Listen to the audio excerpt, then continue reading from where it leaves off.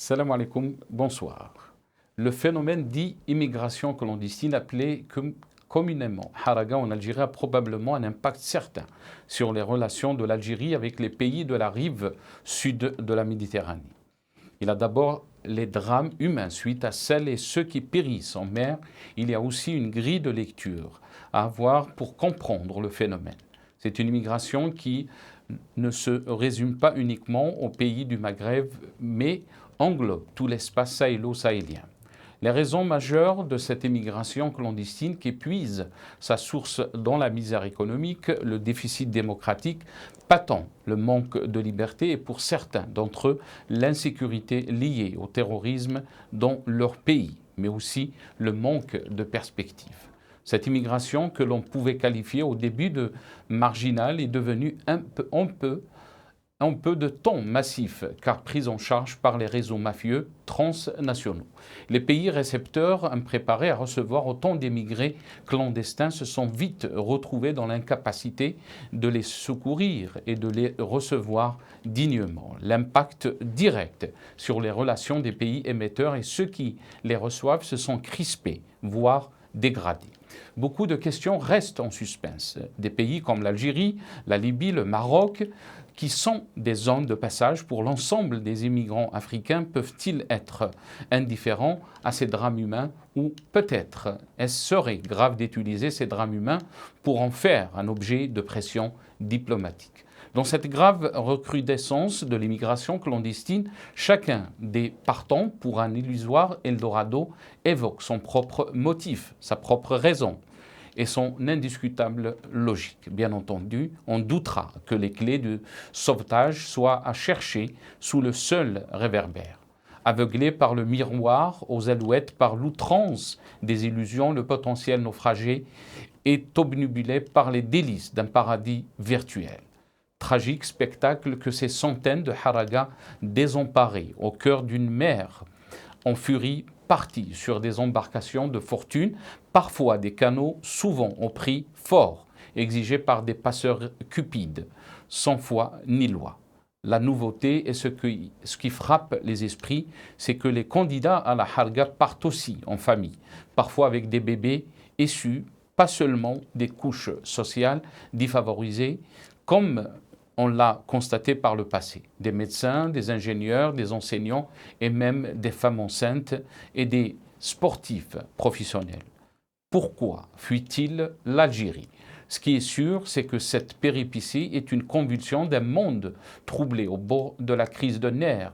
Si nous abordons ce sujet brûlant et dramatique, zappé par les médias publics, alors que la communauté nationale tout entière on est éprouvé, c'est que les départs suicidaires pour l'autre rive nous interpellent chaque jour après des traversées qui se soldent souvent par des drames.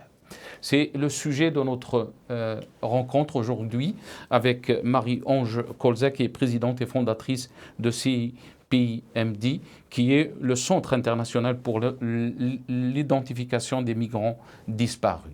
Donc on va revenir sur ce phénomène de la harga qui a pris de l'ampleur ces dernières années. Et comme je l'ai annoncé, donc j'ai le plaisir d'accueillir dans cette émission Marie-Ange Kolza, qui est présidente et fondatrice du Centre international pour l'identification des migrants disparus, qui est avec nous depuis Malaga via Skype. Marie-Ange Kolza, bonsoir. Merci d'avoir accepté l'invitation. Bonsoir, merci à vous de nous avoir invités.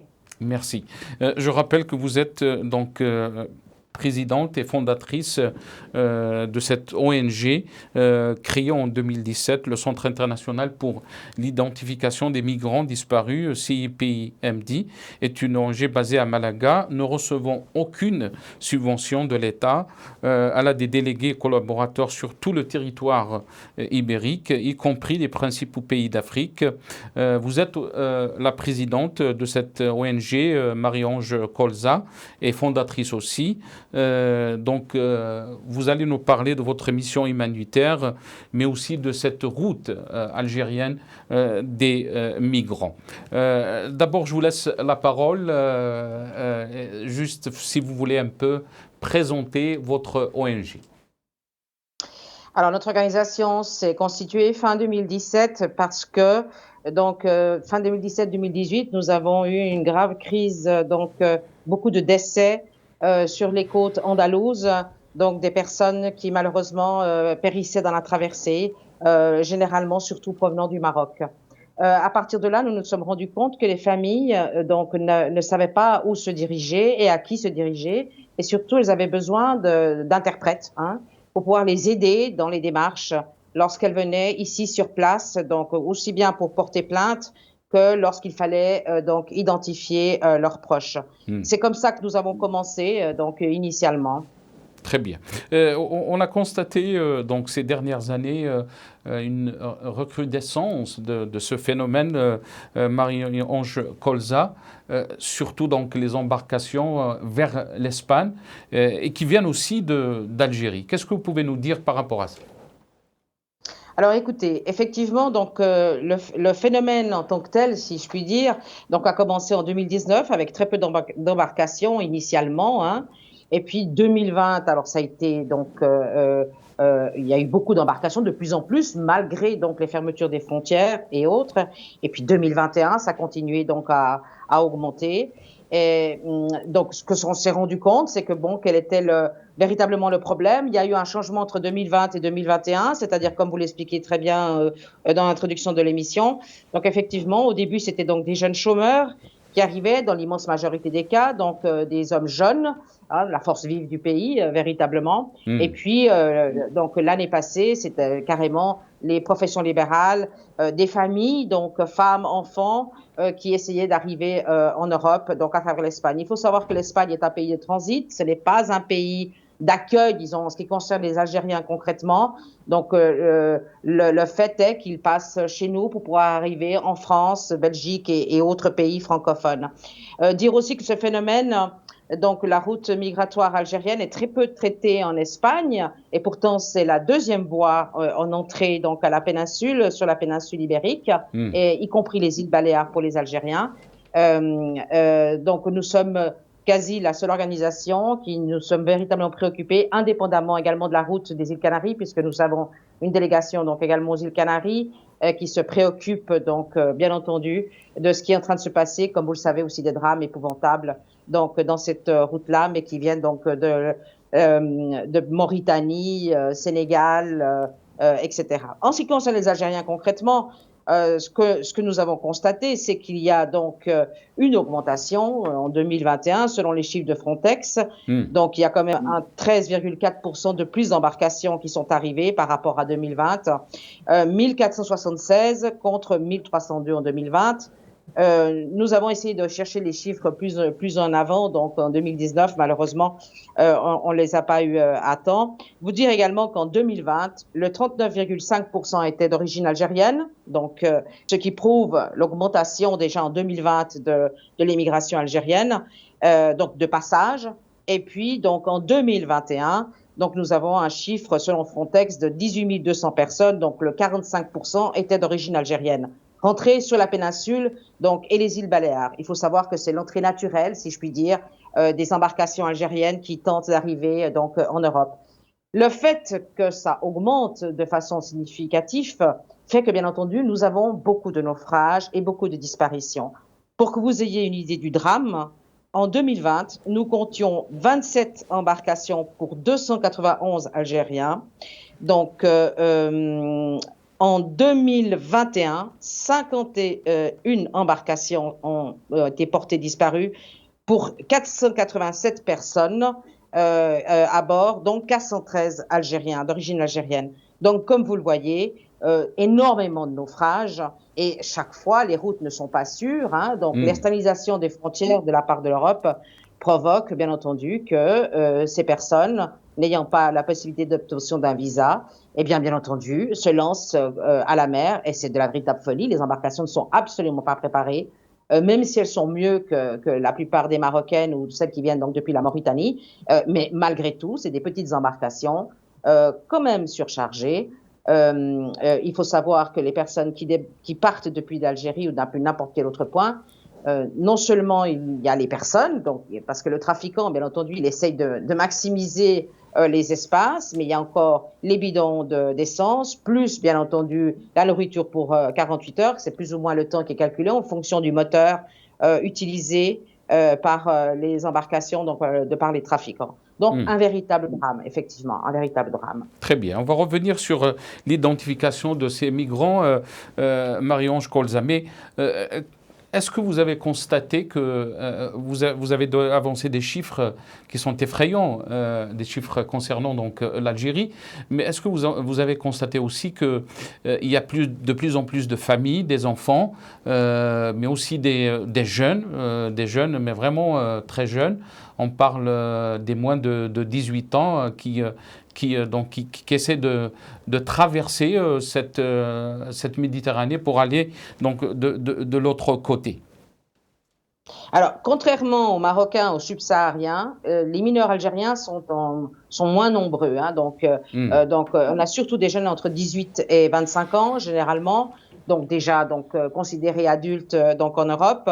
Ce qu'on appelle les mineurs, les MENA, les mineurs non accompagnés, viennent surtout du Maroc, énormément du Maroc, bien sûr, et de l'Afrique subsaharienne. Donc, effectivement, beaucoup de mineurs. Mais pour l'Algérie en tant que telle, si on compare les chiffres, non, on n'a pas autant de mineurs. C'est surtout des jeunes entre 18 et 25 ans.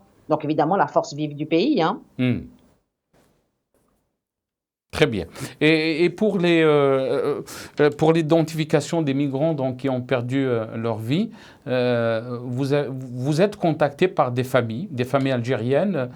Comment ils arrivent à vous contacter et quel est le processus donc, pour l'identification de ces victimes, de ces migrants? Alors, le processus, donc il y a deux voies. Normalement, lorsque les familles sur place, au bout de 48 heures, 72 heures, qui est le temps légal en Espagne, donc pour être retenus, pour les identifier lorsqu'ils arrivent vivants.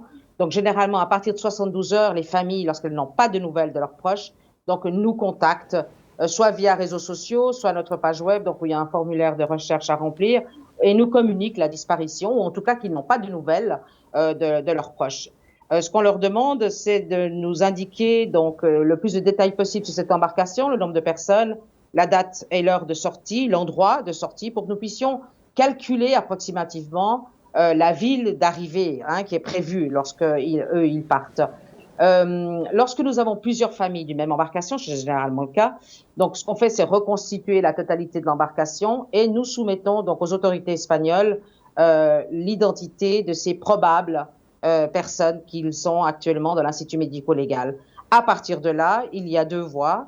Soit le prélèvement ADN via Interpol lorsque le corps, malheureusement, on ne peut pas utiliser les empreintes digitales.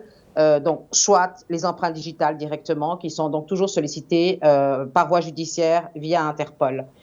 Dans le premier cas, donc le prélèvement ADN, il faut compter une année approximativement entre que la demande est envoyée, qu'ils arrivent, qu'ils appellent la famille, qu'on puisse donc faire la comparative ici en Espagne, approximativement une année, pour la complète identification de cette personne. Si c'est des empreintes digitales, il faut compter environ 4 mois, généralement, 4 et 5 mois, pour l'identification formelle. Jusqu'à présent, dans le 100% des cas, en ce qui concerne le CIPIM, nous avons identifié donc ces personnes et aidé les familles, parce que nous aidons et accompagnons les familles également, pour que cette dépouille soit rapatriée au pays d'origine et bien entendu inhumée dans leur terre natale. Très bien. Et comment ce phénomène pèse sur les relations entre l'Espagne et l'Algérie, par exemple? On a vu bien sûr une détérioration des relations entre l'Algérie et l'Espagne ces derniers temps. Comment donc il pèse ces phénomènes sur cette relation? Alors écoutez, très sincèrement, l'Espagne de façon générale, avec les différents pays où nous avons, comme vous le savez, beaucoup d'immigration, particulièrement le Maroc et l'Algérie, et puis bon, tout ce qui est la route de l'Atlantique, l'Algérie, on n'en parle pas, tout simplement. Donc la route algérienne, si je puis dire, n'existe pas. Donc c'est assez étonnant parce que la presse, lorsqu'il y a un drame, malheureusement beaucoup trop fréquent, surtout dans les îles Canaries. Donc alors là, vous avez toute la presse espagnole qui parle, même la presse internationale, Il parle, bien entendu, de ce qui se passe aux îles Canaries. Par contre, de ce qui se passe à la péninsule, malgré la quantité de personnes qui perdent la vie et qui disparaissent sur cette route, il faut savoir que la route algérienne est la deuxième route donc d'entrée en Europe par voie maritime via l'Espagne. Donc, c'est quand même assez conséquent. Hein. Donc, est-ce que vous avez des chiffres, Marie-Ange Colza, est-ce que vous avez des chiffres que vous pouvez nous avancer? Vous êtes en train de dire que c'est la deuxième voie en termes donc Alors, je peux vous donner des chiffres, bien sûr. En ce qui concerne donc les embarcations donc arrivées en Espagne pour l'année 2021, donc je parle de la péninsule et les îles Baléares, bien entendu. Hein. On oublie donc, on met de côté les îles Canaries. Nous avons 1476 embarcations qui sont arrivées pour 18 200 personnes, dont le 44% et demi, quasi 45%, sont d'origine algérienne. Donc, il me semble que l'élément est assez important pour qu'on en parle. Alors, lorsqu'on demande aux autorités, et même à la presse, hein, généralement, mais enfin, pourquoi vous parlez pas? Il y a pourtant des drames, malheureusement, qui ont lieu, hein, et donc, on réclame très souvent, donc, il y a une attention portée par la presse. Eh bien, écoutez, c'est le blockhouse. Pourquoi? Alors ça, je ne pourrais pas vous le dire. Hein. Hélas, je ne pourrais pas vous dire pourquoi. De même que l'année passée, donc comme vous le savez, où nous avons eu plus de 12 000 entrées donc au mois de mai, lorsqu'il y a eu le conflit donc avec le Maroc. Ces chiffres n'ont pas non plus été annotés dans le barème général et total de l'entrée irrégulière en Espagne, alors qu'elle aurait dû, puisque bon, c'est des personnes qui sont quand même rentrées sur le territoire national, même si c'est une crise très spécifique. Mais enfin, il y a quand même eu 12 000 personnes, dont 8 000 étaient des mineurs. Donc, je considère, là on en a parlé, bien entendu, la presse en a parlé parce que ça a été évidemment une entrée extrêmement massive. Mais pour la route algérienne, écoutez, très sincèrement, il n'y a pas de... on ne dit rien. Il faut vraiment qu'il y ait une catastrophe. Et d'après vous, pourquoi, Marie-Ange Colza, pourquoi on n'en parle pas donc en Espagne J'imagine que c'est des questions géopolitiques et économiques. Hein, donc, il y a beaucoup d'intérêts. Bon, maintenant, nous savons que malheureusement, comme vous le savez, la position du gouvernement espagnol par rapport au Sahara occidental a fait, qu'au peuple sahraoui, a fait que l'Algérie a pris donc d'autres dispositions. Donc, écoutez, les questions, moi je dis toujours, devraient primer la personne. Les individus et non pas les questions géopolitiques ou économiques. Hein. Donc, nous sommes pour une Europe sociale, nous sommes pour que la personne soit mise en devant et nous sommes pour que toutes ces familles qui vivent un drame puissent savoir ce qui s'est passé avec leurs enfants. Donc, c'est la lutte que nous avons ici. Nous disons toujours, la seule chose que souhaite une famille, de n'importe quelle origine soit-elle, moi-même je suis mère, j'imagine que c'est pour tout le monde la même chose, si tes enfants partent et qu'il arrive quoi que ce soit, tu veux savoir ce qui s'est passé. Ça me paraît aussi simple que ça. Donc, mettre en avant une structure qui permette justement à ce que de façon officielle, on puisse communiquer aux familles, donc ça me paraît quand même important. Alors, lorsque les personnes arrivent vivantes sur le territoire, moi j'appelle des survivants, hein, parce que comme vous le savez, la traversée est terrible. Donc, bon, ils appellent leur famille après 72 heures, généralement. Les personnes qui disparaissent en mer, bon, évidemment, s'il n'y a pas de corps, nous ne considérons pas qu'elles sont des personnes mortes. Il faut savoir qu'un pourcentage très bas est récupéré des corps, mais aussi bien dans la Méditerranée que dans l'Atlantique. D'ailleurs, ce sont deux endroits qui sont connus pour être des fosses communes. Donc, mais les corps qui sont récupérés, il y a une identification. Et c'est vrai que là, je dois dire que l'Espagne a fait un effort considérable. Les autorités espagnoles donc contribuent de plus en plus à ce qu'effectivement les identifications soient faites et que les familles puissent récupérer les dépouilles de leurs enfants. Là, je dois dire qu'effectivement, il y a un avancement certain, aussi bien donc au niveau technique, scientifique, que pour l'empathie envers les familles qui souffrent d'une telle tragédie. Et puis, bon, il faut savoir aussi que les familles en général, lorsqu'elles nous contactent, nous disons toujours, lorsqu'une embarcation part, il est très important que nous soyons avisés le plus tôt possible. Il ne faut pas attendre les 72 heures officielles pour savoir s'il va appeler. Les familles, je sais qu'elles ont peur de communiquer lorsque leurs enfants sont dans la traversée parce qu'ils pensent qu'ils vont arriver ici, qu'ils vont être arrêtés, qu'il vaut mieux pas donner leur identité. Mais ceci est totalement faux parce que précisément lorsqu'il y a un naufrage ou il y a un malheur, ça difficulte énormément le travail ici sur place pour pouvoir les identifier. Rechercher une famille, actuellement, donc nous sommes à la recherche d'une famille concrètement où malheureusement Le corps a été récupéré il y a quelques jours ici en Espagne, donc échoué sur les plages espagnoles. Et donc ça, c'est extrêmement difficile à ce que, précisément, par exemple, les réseaux sociaux partagent déjà donc en origine la demande de recherche de famille. Et puis parce que les familles pensent, parce qu'il y a beaucoup de fake news sur ces réseaux sociaux, pensent que leur enfant est vivant. Il n'a pas téléphoné, il n'a pas donné de nouvelles, il est probablement en prison. Nous disons toujours, en Espagne, les personnes emprisonnées, elles ont commis un délit et elles ont le droit, bien entendu, comme dans n'importe quel autre pays européen, de téléphoner à leur famille, un interprète, un médecin, enfin bref, les droits les plus élémentaires pour qu'ils puissent communiquer avec leur famille. Donc, s'ils n'ont pas appelé, il y a probablement eu un problème. Alors maintenant, il faut savoir si le problème, c'est en Espagne, pendant la traversée, ou alors le deuxième drame, c'est bien entendu la traversée de l'Espagne pour arriver jusqu'en France, où ces jeunes retombent, enfin ces personnes retombent dans des mains d'autres trafiquants, parce qu'il faut traverser l'Espagne. Il faut savoir que le migrant qui arrive ici, généralement, donc reçoit une ordre d'expulsion, de quitter le territoire espagnol par ses propres moyens. Donc évidemment, son unique but, c'est d'arriver en France, et donc il tombe sous d'autres réseaux de trafiquants pour les faire passer en France. Une fois arrivé en France, eh bien, tout le monde sait malheureusement le drame que vivent des milliers de personnes, des milliers d'Algériens, le cas échéant.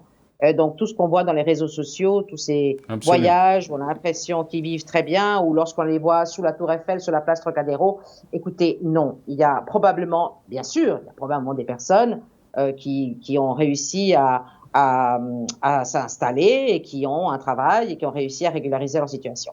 Mais ça, c'est un chiffre minime par rapport véritablement à la réalité. On a constaté cette semaine aussi la fugue ou la fuite des jeunes athlètes qui ont participé à un événement sportif. C'est des Algériens qui avaient à peine 18 ans. Ils ont participé à un événement sportif et 11 de ces athlètes ont fui à Paris, à Roissy-Charles de Gaulle. Ils ne sont pas revenus en Algérie. Est-ce que vous avez parlé donc du progrès qui a été fait du côté des autorités espagnoles pour l'identification aussi est-ce que vous avez des difficultés à communiquer avec les autorités algériennes? Alors écoutez, il n'y a pas de difficulté en tant que telle. La seule difficulté, c'est le temps extrêmement long que nous considérons. Alors, je dois dire que depuis, donc, malheureusement, ce contretemps diplomatique donc cette année entre l'Algérie et l'Espagne font que très souvent, les autorités, nous avons donc plusieurs identifications qui sont donc des cadavres pré-identifiés qui sont dans l'attente de la confirmation, où on nous dit, la police judiciaire, donc jusqu'à 5 fois, nous avons dû réclamer à l'Algérie, donc sans avoir de réponse en ce qui concerne les demandes de prélèvement ADN en origine, donc pour la famille. Alors oui, écoutez, il y a actuellement, bien entendu, un problème. Vous savez, l'Algérie, déjà dans les années passées, mais comme d'autres pays, mais je dois dire que particulièrement en Algérie, le fait de devoir reprendre ses concitoyens, ses compatriotes qui sont arrivés de façon irrégulière sur le territoire européen, ils sont pas très pour. Donc ils aident pas non plus beaucoup les autorités à ce que précisément ils puissent retourner chez eux. Donc ce qui fait que l'Espagne débordée, parce qu'effectivement, très souvent débordée, mais non pas seulement par les Algériens, sinon par l'ensemble de chiffres. On a eu quand même l'année passée, en 2021, plus de 41 600 migrants qui sont arrivés, toutes nationalités confondues. Donc vous imaginez, ça c'est chaque année, donc il faut rajouter les années antérieures. Donc bien entendu, dans la plupart du temps, ils veulent les renvoyer chez eux, mais les pays d'origine, le cas échéant l'Algérie, n'est pas très très ouverte. D'ailleurs, c'est pour ça que la France, comme vous le savez, l'année passée, avait décidé de diminuer de moitié les visas si l'Algérie continuait sur cette voie-là. Il faut dire de toute façon que l'Algérie, en ce qui concerne donc les arrestations, si je puis dire, donc éviter le départ des embarcations des personnes donc sur des côtes algériennes vers l'Espagne, il y a eu quand même un chiffre, ça a été chaque année ça augmente, donc il y a une intervention quand même de plus en plus importante de la part de la marine algérienne. Pour que vous ayez une idée, en 2020, donc il y avait 5039 Algériens qui ont été interceptés. En 2021, 5227 Algériens.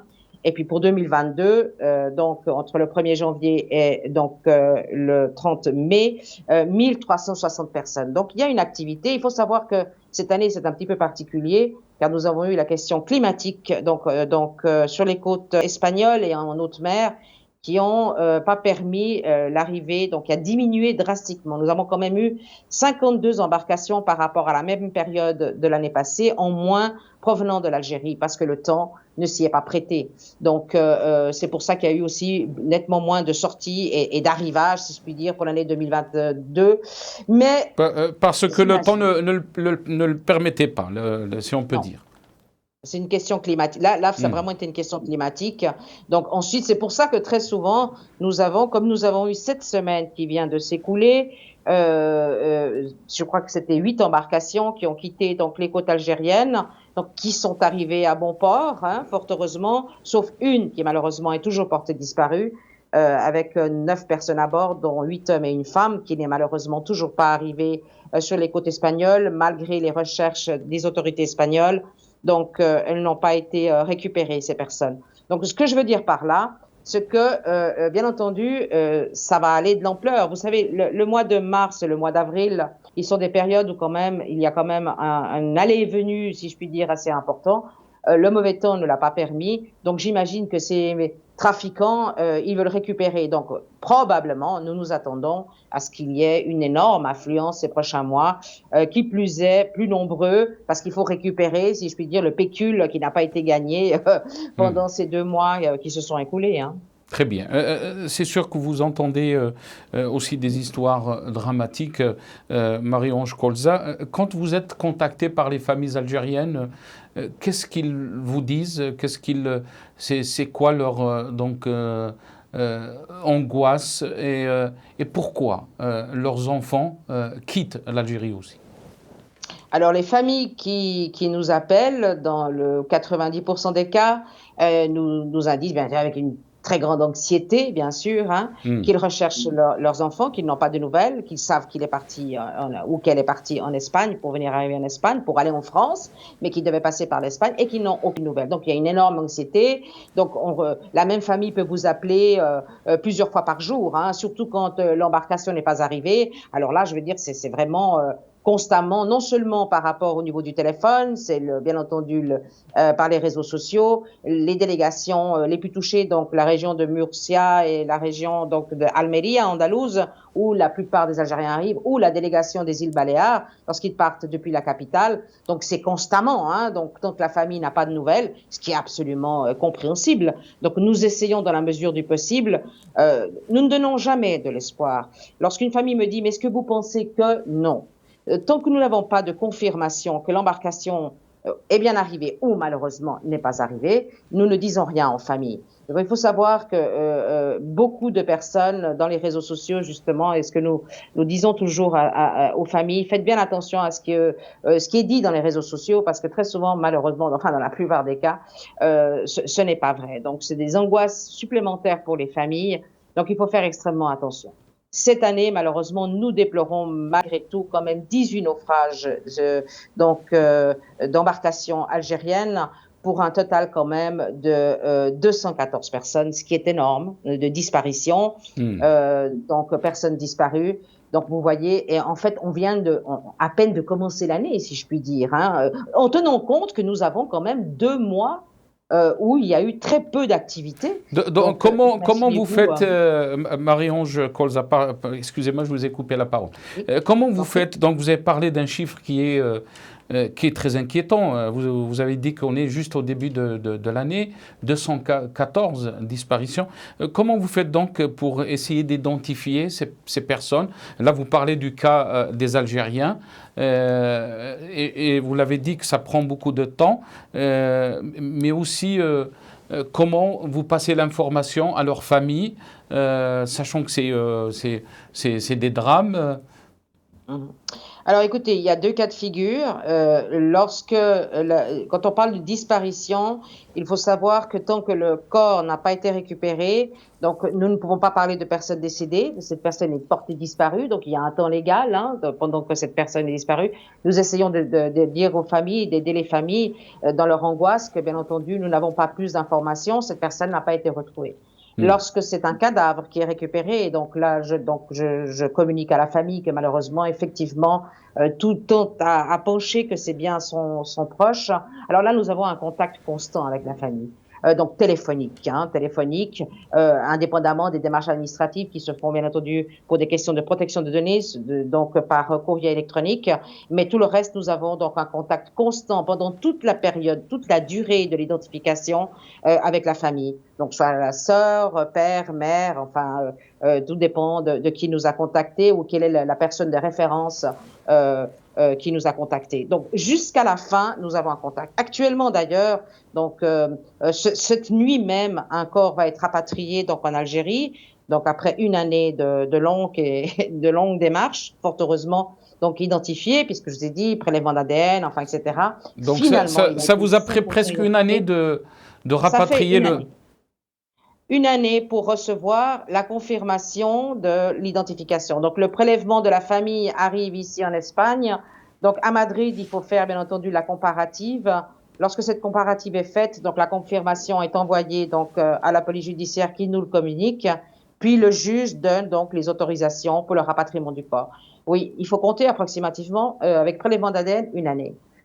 Donc cette nuit, un corps va être rapatrié, une dépouille va être rapatriée. La famille donc attend depuis une année parce que généralement, lorsque nous demandons des prélèvements d'ADN, c'est parce qu'il y a une préidentification. Donc il est fort probable que ce cadavre qui se trouve ici appartient à cette famille. Donc la famille fait son deuil, a le temps entre guillemets de faire son deuil lorsque bien entendu et se termine lorsque la dépouille donc arrive sur place. Mais c'est une tragédie pour les familles, bien sûr. C'est une énorme tragédie. Je vous dirais que, personnellement, étant moi-même mère, ce qui me fait le plus peur, et pourtant ça fait déjà malheureusement quelques années que je dois faire ce type d'appel, mais j'espère toujours qu'au bout du fil, ce ne soit pas la maman qui me réponde. Que ce soit plutôt le frère, une belle-sœur, enfin, mais que ce ne soit pas la maman, parce que l'effondrement est tel lorsque vous devez communiquer à une famille que, effectivement, bon, ben écoutez, il y a 90% de possibilités que cette personne que nous avons, ce cadavre que nous avons ici en Espagne, appartient à son fils, donc ou sa fille ou petit-fils. Ça nous a aussi arrivé, donc des enfants malheureusement. Donc c'est une véritable tragédie. C'est une véritable tragédie. Il n'y a pas de nom, on ne peut pas s'imaginer, ni nous-mêmes, pourtant on fait ça malheureusement beaucoup trop souvent, se mettre à la place des familles qui vivent une telle tragédie. Vous savez, ces enfants qui partent pour un avenir meilleur, pour aider bien entendu leurs proches aussi rester au pays, mais partent pour un avenir meilleur. Quand vous avez 18, 20 ans, 23 ans et que vous perdez la vie de cette façon, écoutez, c'est affreux, c'est affreux. Il y a pas de nom, il n'y a pas de terme. Cette personne s'est noyée, donc il n'y a pas de terme. Elle avait toute la vie devant elle. Voilà, c'est un véritable drame, oui. Et nous, en Europe, on essaye justement d'alerter et qu'il y ait des voies sûres et qu'il y ait une régularisation, cesser d'externaliser les frontières, cesser de faire les routes moins sûres. L'Europe est responsable de ce qui est en train de se produire avec l'immigration. Mais je parle d'Algérie, mais on peut parler du Maroc, on peut parler d'autres pays d'Afrique.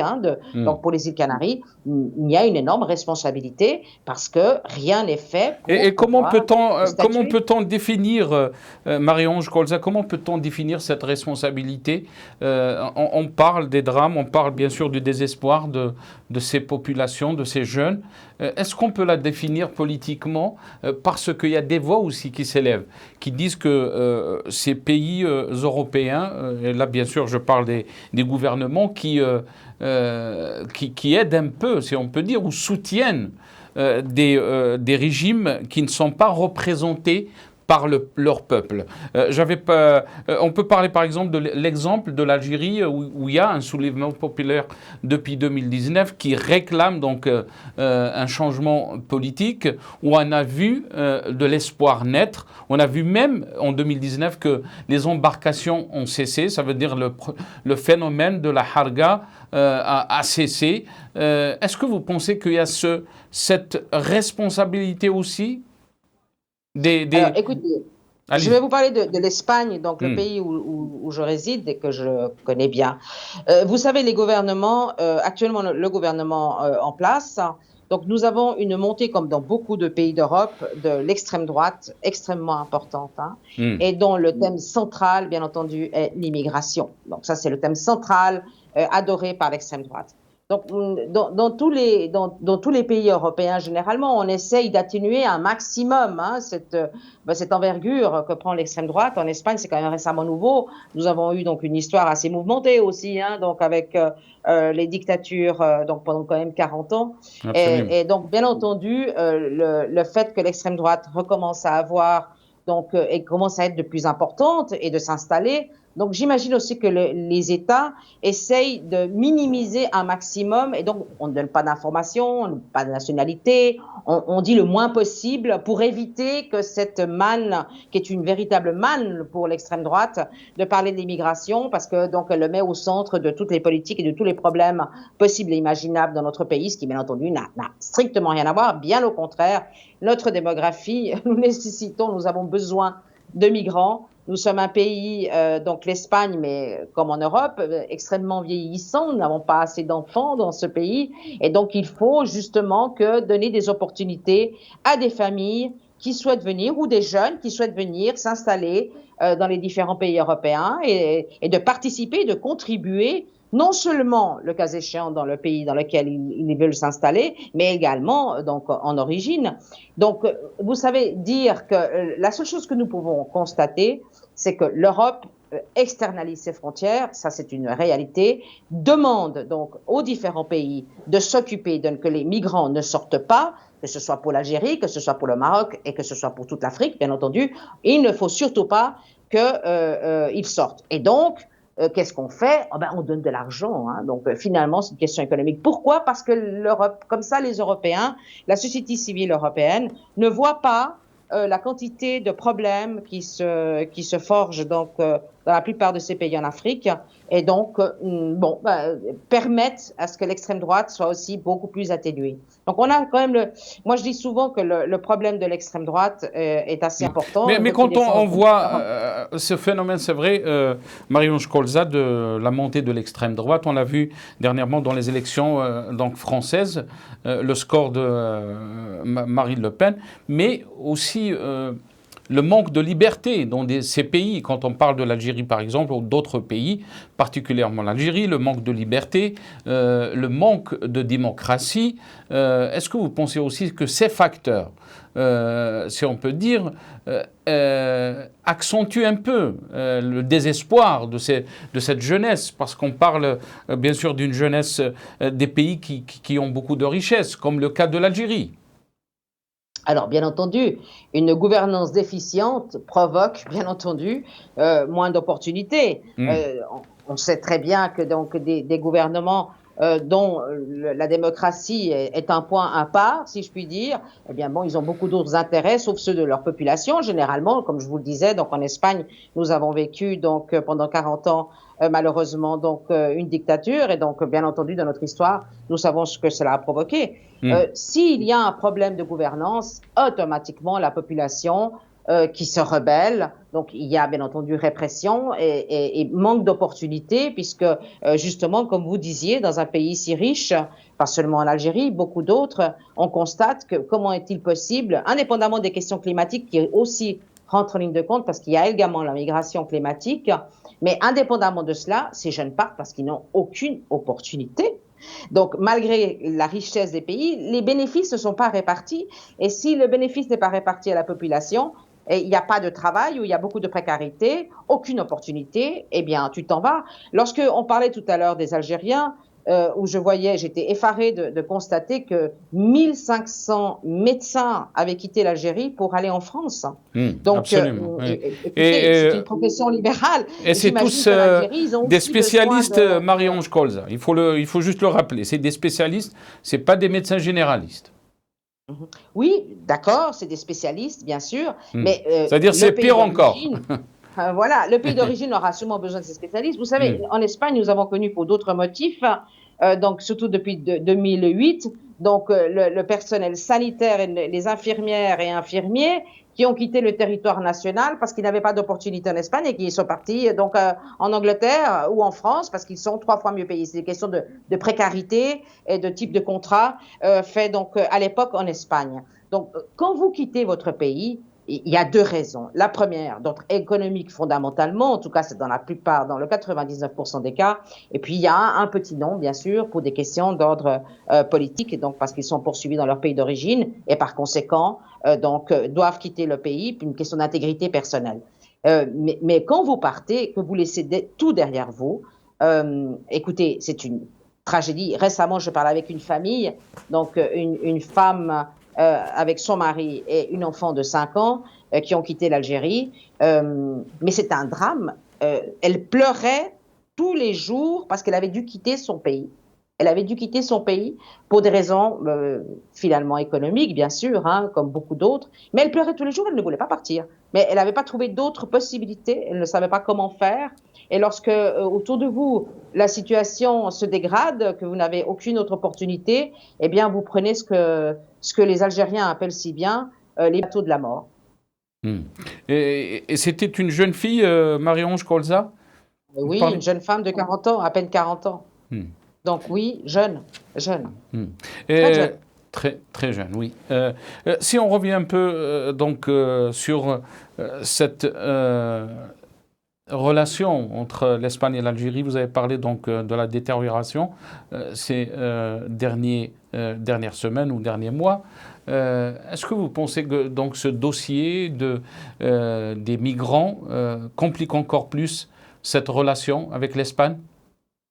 Alors, écoutez, officiellement, le ministère des Affaires étrangères algérien avait communiqué que, contrairement au Maroc, n'allait pas utiliser donc ses compatriotes, donc les migrants algériens, comme monnaie d'échange. Hein. Donc, comme vous le savez, malheureusement, d'autres pays le font. Bon, le ministre des Affaires étrangères en Algérie avait dit que ce n'est sûrement pas, en tout cas l'année passée, ce qui s'était passé. Ce qui est clair, c'est que donc les renvois au pays actuellement donc se font au compte-gouttes, vraiment au compte-gouttes, ce qui veut dire que l'Espagne, bien entendu, donc les expulse du territoire national par leurs propres moyens, ce qui fait que, bien entendu, contrairement à ce que l'on peut penser, de plus en plus de jeunes essayent d'arriver pour pouvoir donc passer en France. Comme je vous dis, sans compter toutes les difficultés que ça suppose, parce que vous savez, le périple, il s'arrête pas en Espagne. Le périple, il continue. Hein. Après, il faut traverser toute l'Espagne. Alors évidemment, les relations hispano-algériennes avec la situation actuelle, j'imagine que non, que pour les migrants algériens, ça ne doit pas être très bon. Non, bien entendu, non. Tant que la situation ne changera pas et que les relations diplomatiques, malgré qu'officiellement elles s'affichent dans un domaine de continuité et qu'apparemment il semblerait que les choses avancent, on ne sait pas jusqu'à quel point, mais en attendant, donc pour les migrants algériens, la situation est exactement la même que l'année passée, que l'année d'avant. Est-ce que vous pensez donc que les embarcations qui viennent d'Algérie vont être de plus en plus nombreuses c'est dans les mois à venir, surtout quand on parle donc du temps climatique, ça veut dire du temps qui sera peut-être mieux, on approche donc à l'été. Est-ce que vous pensez que ces embarcations vont augmenter? Écoutez, selon toutes les informations qui ont été recoupées, oui, il semblerait que les attentes d'entrée d'embarcations plus nombreuses sont attendues. Surtout étant donné que donc il y a eu 2 mois là qui ont été grosso modo environ, donc je vous disais, je vous parlais d'une 50aine d'embarcations et donc par rapport à l'année passée en moins. Donc, j'imagine que ça, ils doivent le rattraper. Vous savez, les trafiquants n'ont que faire de la question humaine. Donc, la seule chose qui les intéresse, c'est l'argent. Donc, oui, tant qu'ils auront la possibilité ils lanceront beaucoup d'embarcations en mer. Il faut savoir que malgré tout, très souvent, cela arrive aussi de lancer 5, 6 embarcations en même temps depuis la même plage. Mais c'est surtout pour éviter que la marine, le cas échéant, les intercepte. Parce que bon, tu peux intercepter une, mais tu peux pas intercepter 6. Ça, c'est pas possible. De même, lorsqu'ils arrivent en Espagne, la seule différence, c'est qu'en Espagne, dans la plupart des cas, donc, elles doivent être secourues par les autorités espagnoles parce qu'elles ont généralement un problème. Hein. Donc, il y en a pas beaucoup qui arrivent donc à bon port sans l'intervention des autorités espagnoles parce que généralement il y a un problème. Hein, où elles sont donc avistées par des soit par la marine espagnole, soit par Frontex, ou bien simplement par des bateaux de plaisance qui sont là et qui voient les embarcations et qui communiquent qu'il y a une embarcation à la dérive.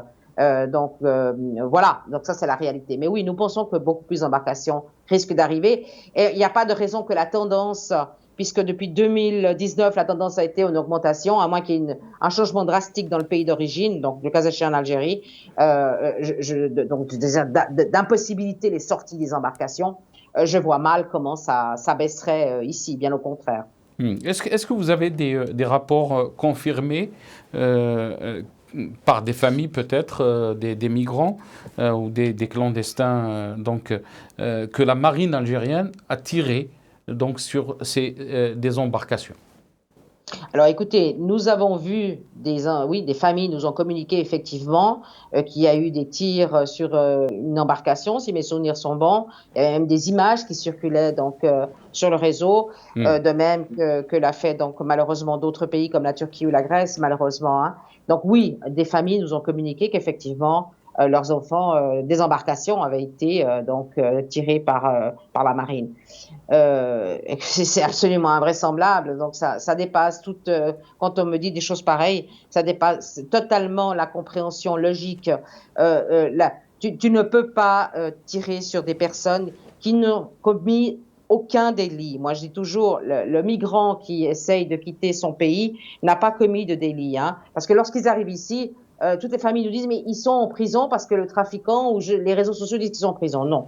Donc lorsqu'ils arrivent ici, comme je vous disais, dans les premières 72 heures, donc où ils sont interrogés par les autorités pour l'identification de leur identité, enfin, etc., et qu'ils expliquent un petit peu et surtout qu'ils se reprennent, hein, parce que bon, c'est un voyage assez fatigant et puis bon, extrêmement l'anxiété, je me dis, au niveau nerveux, donc se récupérer, c'est pas si simple, mais surtout ils peuvent partir. Seuls sont détenus les pilotes des embarcations ou des trafiquants ou des coopérants nécessaires donc sur place pour que l'embarcation arrive.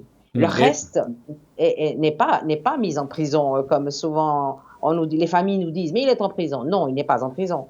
Donc simplement cette personne. Parce qu'en Algérie c'est un délit, Marie-Ange Colza, c'est un délit et on est poursuivi aussi donc en justice et on risque la prison. Jusqu'à 6 mois de prison, si mes souvenirs sont bons, pour l'Algérie. Ah. Oui, effectivement. Non, ici en Espagne, non. Le fait que vous rentriez régulièrement sur le territoire, c'est ce qu'on appelle une faute administrative, si je puis dire. Hein. Donc la sanction, c'est l'expulsion du territoire national. Mais dans le 90% des cas, c'est donc par vos propres moyens. Donc je veux dire, la personne continue. Nous-mêmes, nous disons que l'Espagne, en ce qui concerne l'Algérie, puisque c'est un pays de passage, qui sommes-nous pour les intercepter finalement, hein? Donc bon, là, il y a toute une procédure qui se met en place, différents protocoles qui sont mis en place pour l'accueil de ces personnes. Bon, c'est déjà bien parce qu'au moins quand elles arrivent, eh bien qu'ils ne soient pas totalement démunis, hein, parce qu'il y a quand même la Croix-Rouge qui est à pied de port lorsqu'elles arrivent. Ensuite, bon, elles sont prises en charge par Frontex et la police nationale, et puis ensuite donc un juge qui émet l'ordre d'expulsion du territoire par leurs propres moyens. Donc, c'est vrai que c'est extrêmement différent. En Espagne, vous ne faites pas de la prison. À moins que, bien entendu, vous soyez un pilote, vous risquez jusqu'à 6 ans de prison. Si vous êtes le pilote d'une embarcation, vous risquez jusqu'à 6 ans de prison ici, donc en Espagne. Parce que vous êtes dans le trafic humain. Exactement. Marie-Ange Colza, il ne me reste pas beaucoup de temps pour finir cette émission. Donc, quelle histoire peut-on donc si on peut dire, parler d'elle, surtout pour ceux qui nous regardent. On parle des drames qui ont touché des familles, tout ça. Qu'est-ce qui vous a touché, vous, dans votre travail, qui vous a marqué depuis la création donc, de votre ONG en 2017 ? Eh bien, écoutez, c'est le drame de perdre des vies humaines. Hmm. C'est le drame de perdre des vies humaines, des personnes si jeunes, des enfants. J'ai eu malheureusement aussi à identifier des enfants. Donc, quand je parle d'enfants moins de 10 ans. Donc, pas des gens entre 10 et 15 ans, des enfants de moins de 10 ans, et même parfois, malheureusement, plus petits, moins de 5 ans. Donc, c'est ça qui me touche le plus.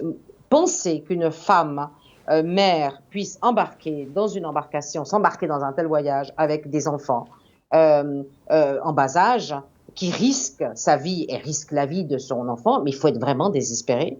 Il faut vraiment aider. Alors ça, c'est le pire des drames. Donc, et le plus qui m'a marqué, c'était donc une grand-mère à qui on a dû communiquer, donc ça c'était l'année passée, malheureusement la perte de sa fille et de son petit-fils. Cette dame, imaginez-vous, elle disait, ma fille est partie pour une vie plus prospère parce qu'ici, il n'y avait pas de possibilité et surtout pour m'aider, moi, à la maison parce que malheureusement, nous avons une situation nous sommes démunis et nous vivons une très grande précarité. Donc ça, c'est terrible. Et c'est ça, le plus marquant, bien entendu, c'est la perte des vies humaines, alors qu'il faudrait tenter d'éviter ce type de choses en instaurant précisément, en étudiant l'instauration de voies sûres et puis l'octroi de visas en bonne et due forme. Et puis surtout, voir en origine l'Europe avec le pays d'origine ou les différents pays d'origine, qu'est-ce qu'on peut mettre en place pour que ces jeunes soient conscients de ce qu'ils font lorsqu'ils quittent leur pays d'origine. Très souvent, comme vous le disiez, l'Europe, ce n'est pas l'Eldorado, hélas. Ce n'est déjà pas l'Eldorado pour les Européens. Imaginez-vous donc pour des personnes qui viennent donc de l'étranger. Et puis surtout dans les conditions dans lesquelles elles viennent vraiment. Vous savez, la question administrative pour pouvoir régulariser votre situation, aussi bien en Espagne, mais c'est la même chose, donc c'est le même topo, j'allais dire en France et dans d'autres pays, c'est extrêmement difficile. Extrêmement difficile. Il y a énormément de personnes en situation irrégulière, par exemple en France, également en Espagne, on les compte par milliers, et qui ça fait 3, 4, 5, 6 ans. Le même phénomène se présente aux États-Unis, donc avec les Sud-Américains, donc avec les Mexicains et Guatémaltèques et autres nationalités latino-américaines, mais parce que, précisément, ils sont toujours illégaux. Vous ne pouvez pas vivre dans l'illégalité. Ce n'est pas possible. Quel monde allons-nous construire? Quel monde voulons-nous construire en Europe lorsqu'on parle tellement de globalisation avec toutes ces personnes qui malheureusement vivent en situation irrégulière et de façon extrêmement précaire? Vous n'avez aucun droit. Et ça, c'est inadmissible. Dans l'Europe de la démocratie, c'est inadmissible. Vous m'avez marqué quand vous avez parlé donc de la période de Franco en Espagne, Marie-Ange Colza, 40 ans de dictature. L'Espagne a changé, bien sûr. Est-ce que vous pensez que le manque de démocratie, je l'avais cité aussi dans une autre question, et les libertés, si on peut dire, ou des systèmes qui opèrent plus ou moins librement et démocratiquement, peuvent aider donc à freiner ou à mettre fin à ces phénomènes donc de immigration clandestine? Alors, écoutez, bien entendu, lorsque vous êtes, comme ça a été le cas de l'Espagne, sous une dictature pendant 40 ans, vous imaginez bien qu'entre la répression et les droits extrêmement limités, on fait que beaucoup de gens ont quitté donc l'Espagne dans les années 60. Moi-même, je suis née donc à l'étranger, donc je suis issue de la première génération d'Espagnols nés donc dans les années 60 donc en Europe, parce que nos familles devaient quitter le pays. C'était une véritable manne pour l'Espagne, pour ceux qui restaient, parce qu'évidemment, ça possibilitait des emplois et autres pour tous ceux qui partaient, par contre. Donc oui, si vous n'avez pas de liberté, si vous n'avez pas une démocratie, bien entendu, ça ne fait qu'empirer la situation parce que, comme je vous le disais, la répartition des richesses ne se fait pas du tout de la même façon et surtout les droits, vous n'avez pas aucun droit. Vous savez, nous sommes actuellement dans ma région, nous allons voter le 19 juin, donc les élections régionales. Hein, et donc aujourd'hui, donc j'écoutais les chiffres des différentes formations donc qui risquent de gouverner et on parlait de entre 15 et 20% pour l'extrême droite. Vous savez, sur 109 députés, c'est énorme. Donc, l'année passée, dans les dernières élections, pardon, ils étaient vraiment minoritaires, ça n'arrivait même pas à 5%, et là on parle de 20%. Pourquoi? Parce que notre région est une région où nous recevons énormément de migrants, et que donc c'est le cheval de bataille de toutes ces formations-là. Et ce que je dis toujours à la société espagnole, enfin à tous ceux en tout cas quand j'ai la possibilité de débattre avec eux, c'est ce qui me semble important, c'est de ne pas oublier notre histoire. Lorsqu'on oublie notre histoire, il y a de fortes chances qu'elle se reproduise. C'est pour ça qu'il faut informer et surtout raconter l'histoire telle qu'elle est, donc à nos enfants, pour éviter de reproduire précisément des situations de l'histoire extrêmement dramatique que nous avons vécues en Espagne, mais dans d'autres pays aussi. Donc effectivement, malheureusement, lorsque les gouvernements ne tiennent pas compte de la population, il y a de fortes chances à ce qu'il y ait une rébellion et que les gens essayent de partir, bien sûr. Merci beaucoup, Marie-Ange Colza. Je rappelle, vous êtes présidente et fondatrice de CIPMD, qui est le Centre international pour l'identification des migrants disparus en Espagne, qui est basé bien sûr à Malaga. Merci d'avoir participé dans cette émission. Mais c'est moi qui vous remercie. Bonne soirée. Merci. Très bonne soirée. Au revoir. Merci, chers téléspectateurs, d'avoir suivi cette émission. Bqaw ala khair.